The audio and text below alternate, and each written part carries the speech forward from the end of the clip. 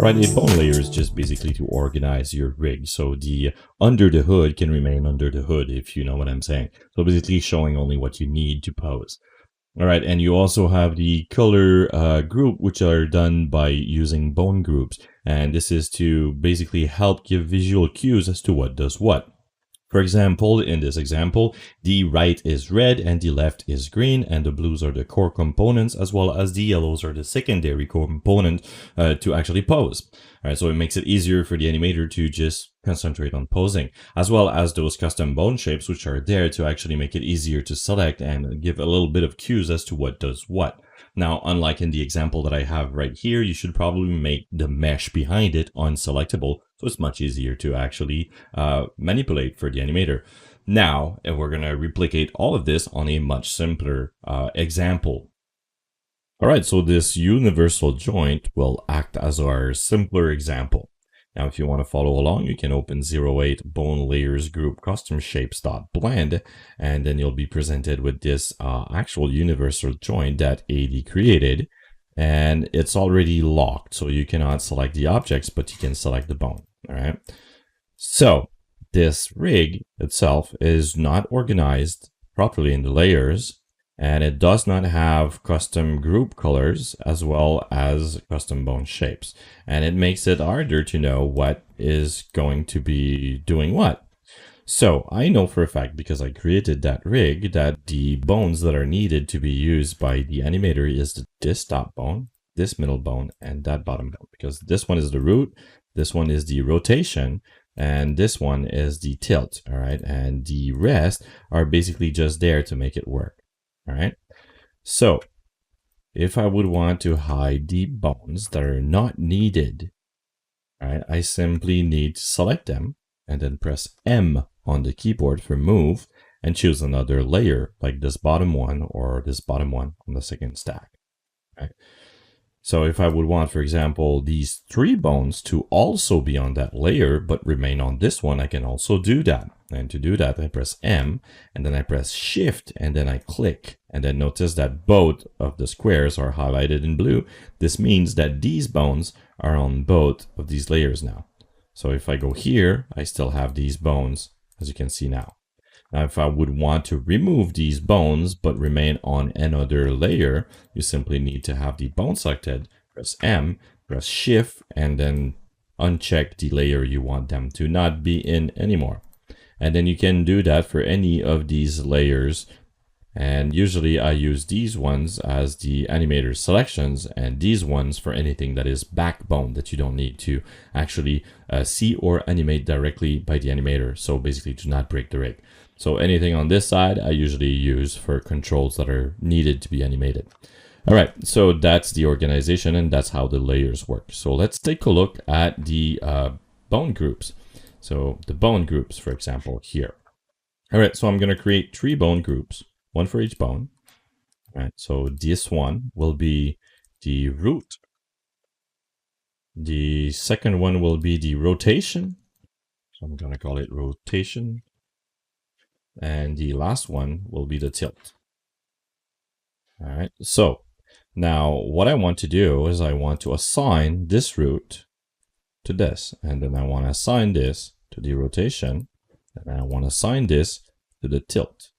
So this one is the root. So now if we want this to have a color, we need to add a color. So the default colors are the default bone colors, so they're true colors. Now, if you want to change that, you can use any of these colors that are there, as you can see. All right, so we can choose different colors of bone for each of the different parts. All right, so you have 2 red, it doesn't make sense. This one should be red, so rotation, I'm going to put red. And then this one could be different colors, so we're going to go with green, for example.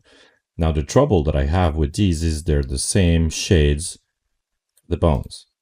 Now, the problem I have with that is when you have multiple bones that are within that groups and you have them selected together, it's hard to tell which one is selected and which one is not. So for that matter, I prefer to use the custom color set. And from there, for the root, I'd set it to blue.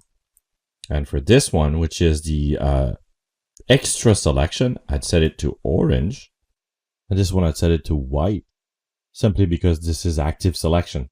Now in Blender, when you select an object and shift select multiple objects, these are the two colors that you have.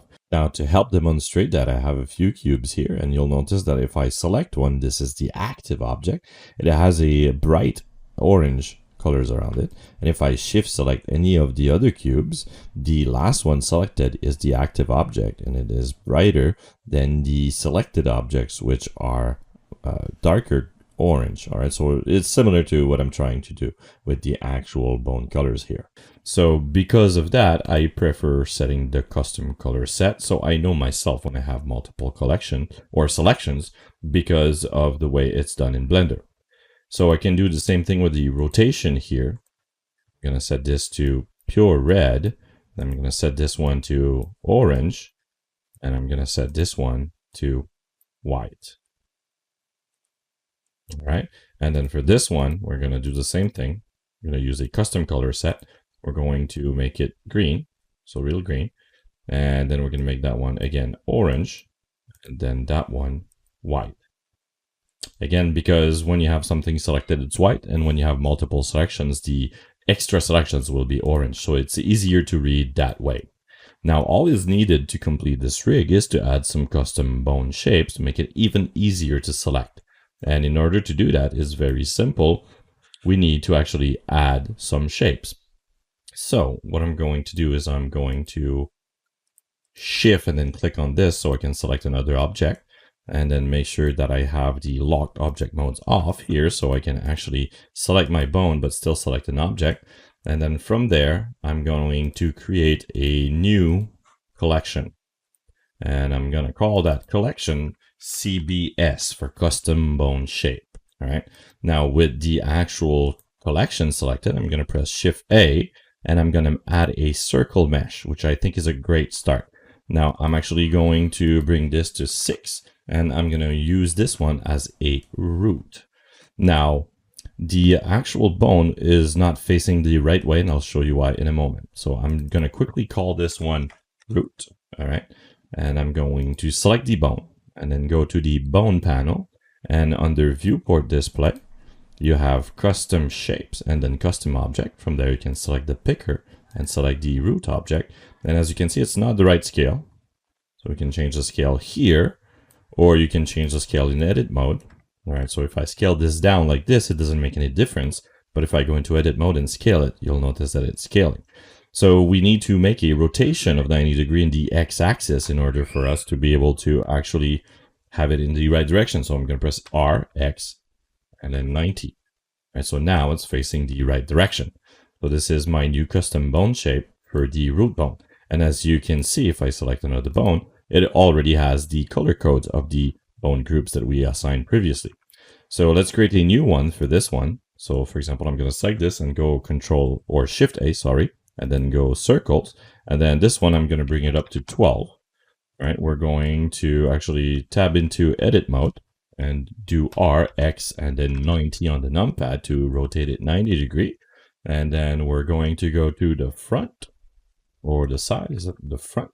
And I'm going to tab into edit mode, grab this vertex here and extrude it that way, and that one that way. And I'll do the same thing on the other side to sort of suggest that this is a rotational axis. All right. So now I'm going to select the bone, and I'm simply going to go to the viewport display under custom bone shapes, under custom object, select the picker and go select that object. And now I have a representative of rotation of custom bone shapes. Now let's add another one for the last one. So I'm going to add another circle, but I'm going to make it smoother. All right. And then let's actually rotate it right away in the X of 90 degrees. So I've missed my shot there. So RX and then 90. All right. And then from there, select the bone, go to select the bone, get out of edit mode first, otherwise it's not going to work. And then select the bone, go to the custom object, and then select it. And now we have it there. Now I'd like to have it a little bit further up. So the way to do that, you have to select it, go into edit mode, grab all the vertices, and then G and then Y to constrain it to the Y-axis. So you can see it move right now. So you can position it so it's pretty obvious as to what it does. All right, so now if I go back to this, I now have custom bone shapes with proper color groups, as well as proper organizational advantage that we use in our bone layers. So this is all there is to custom bone shapes, as well as bone groups and layers. All right, so if you find that these are sort of in the way, you can always select them and hide them by pressing H. You can also uncheck the CBS folder or hide the CBS folder altogether. All right, so that way you're not messing with them and you can still have access to them if you need to edit them later. Now, if you're 100% done with it and you know that you won't have to edit them again, you can also select them and delete them completely from the scene. And I'm also going to delete the collection. Now they will remain there simply because they're part of the bone data block now. So if you would like to reuse them, you will be able to reuse any of these custom bone shapes. However, you will not be able to edit them. So if you would like to be able to edit them, simply save this file and then append it inside another dot blend, and then they will reappear, so you'll be able to re-edit them. And that concludes basically the custom bone shapes, as well as groups, as well as layers of the Blender armature.